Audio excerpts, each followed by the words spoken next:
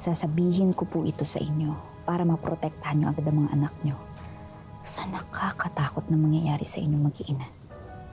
Binibini, ano ho ba ang sinasabi ninyo? Sinasaktan po ng praile ang mga anak ninyo. Nakita ko sila kanina. Umiiyak. Puro sugat at latay ang mga katawan nila. Kaya ko sila tinulungan. Huwag niyo po sanang isiping nababaliw ako. Pero kung hindi niyo maiaalis sa simbahan ng mga anak ninyo, isa po sa kanila ang mamamatay. At yun ang magiging dahilan kung bakit kayo mababaliw.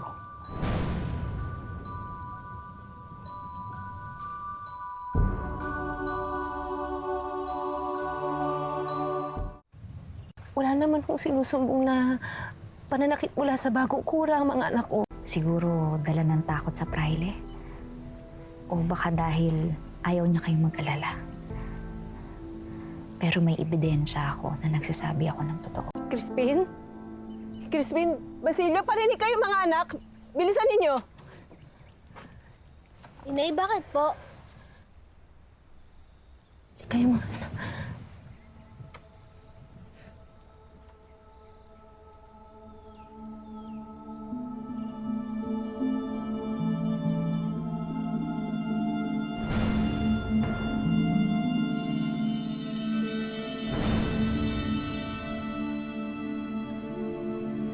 Totoo bang sinasaktan kayo ng praile?